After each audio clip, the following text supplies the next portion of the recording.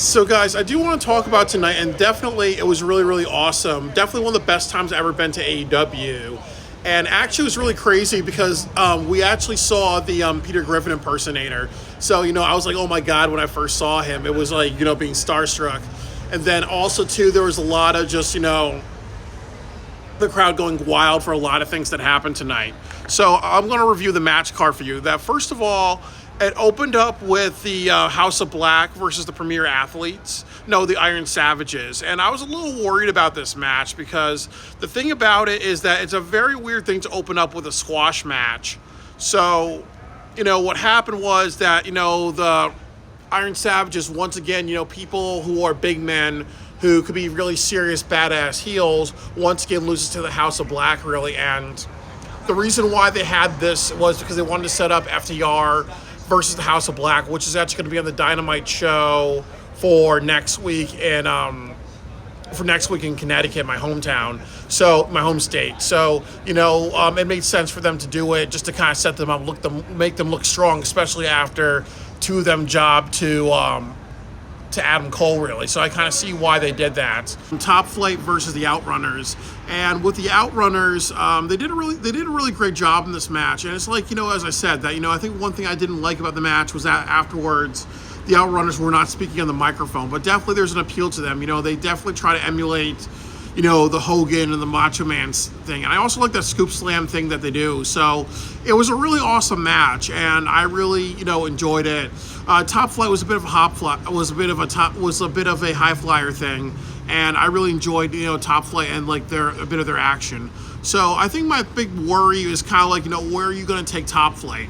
I actually think what would be an interesting direction is, let's say he did something like the Acclaimed are teasing that they're joining the Hurt Syndicate, and then what happens is that they say no, and then Top Flight takes their place. I think that actually would be a very, very, cool dynamic if they did that, because you have to do something with Top Flight and make them kind of relevant. They can't just be jobbers. They have a lot more potential than that. And then after that, you had a squash match with Chris Statlander, so that went by really, really quickly. There was Roderick Strong versus the Beast Mortos, and it was definitely a match that bothered me because, Mortos is a really great wrestler, but he loses way too much. So, that's just not good booking of him. And it was really cool when he actually, threw Roderick in the air, and then he did like a fallaway slam with him. So it was really, really awesome stuff. I think that Mortos is a really, really great wrestler, but he definitely is in that type of, big man jobber role, and that's just not good for him, He's almost like in the Brian Cage role, and that's just not good. With Jack Perry and Action Andretti. So once again, like what I said about Top Flight, always in the losing spot, really. But this was kind of like the match of the night, really. Because, a lot of people were losing their minds because the Peter Griffin guy got a lot of attention. The match was good, Jack Perry acted like a brawler type.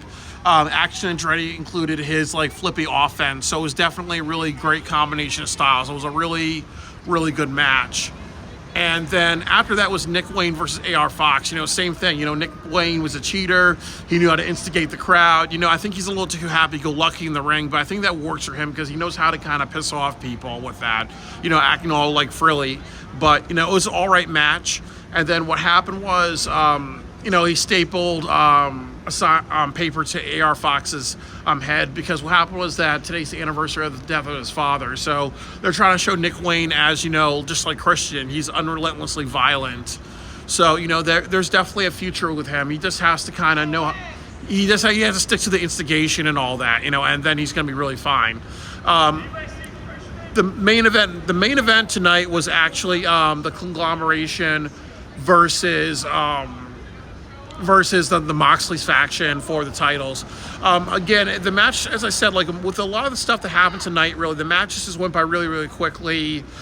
I really enjoyed it. There's some spots I really like, always like seeing Mark Briscoe do that chair and flip over the top rope.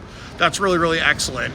Once again, with Orange Cassidy, at the very end, the Moxley faction disrupted the match, but Wheeler Yuta got the pinfall. That's good. Wheeler Yuta needs to be booked strong, make a new star. The thing about it is that the post-match brawl, it ended with Orange Cassidy jumping off the ring announce table and doing the orange punch.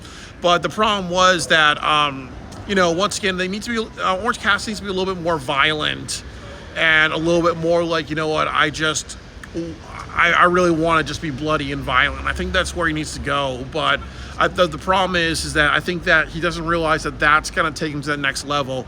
Just like with Swerve and Hangman. Swerve and Hangman did something where it took it to the next level. But Orange Cassidy needs to figure that thing out, really. And that would just be a more violent and serious character. And like I said, that'll go from, maybe 100,000 pay-per-view views to your 200 and more thousand. But overall, it's a really good show.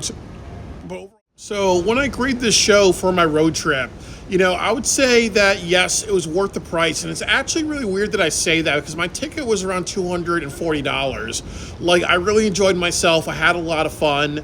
And, yes, I'll give it a 5 out of 5. And as I said, the match card before the show was actually a 2 out of 5 for me. And actually, they had some matches tonight that they should have announced. Like, honestly, Action Andretti versus Jack Perry. That should have been announced. And you could have even done AR Fox versus Nick Wayne. They should have announced that. And there was a couple of other things, So yeah, they have to start announcing things a little bit more. Do I look forward to the Bridgeport show? Absolutely. Like, tonight was fire. I really, really enjoyed it. I'm going to actually give it a 4 out of 5 because they could have announced more of a match card tonight, but they didn't do that. But definitely, with the performances tonight, I felt very excited and engaged. And for the build to Full Gear, they just announced that it's going to be Daniel Garcia versus Jack Perry. So I'm happy to see that. So, that automatically makes me more excited for it. But definitely the Outrunners being in that Fatal 4-Way, yes, they need to be put in a bigger spot. So I'm really happy to see that. So, automatically there's 2 results that make me want to see Full Gear. So I would give it like a 3 out of 5. I think that they could have built more matches. They could have just shown, they could have even showed, what they have so far as the match card and other things like that. As far as my entertainment value, yes, a 5 out of 5, really. So when I add everything together, this was possibly, maybe like a B+, A- range, really. So, definitely I'm really, really looking forward to Bridgeport and Albany next week. And actually, too, I've gone to 3 AEW shows in a period of week, on Saturday and then on Wednesday and Thursday, So that's actually, pretty amazing that I still want to watch this stuff because obviously a person would get tired and bored, but I don't feel that way, and that's actually a very big positive, really, because, usually when you watch many professional wrestling shows nonstop, it gets to a point of, feeling a little too monotonous. So I look forward to the next part of my road trip, which would be going to Bridgeport and then going to, my childhood home city, which is actually Albany, New York. So this AEW road trip, it's really banging. As a halfway point, yeah, it does feel very, very sad. It makes me a little sad that, it's just 2 more shows. And that's that for me for this road trip. But I always like it when they come to New England. And hell yeah, I'm going to do more road trips to AEW shows. So yeah, it was a really great night. I'm really, really happy.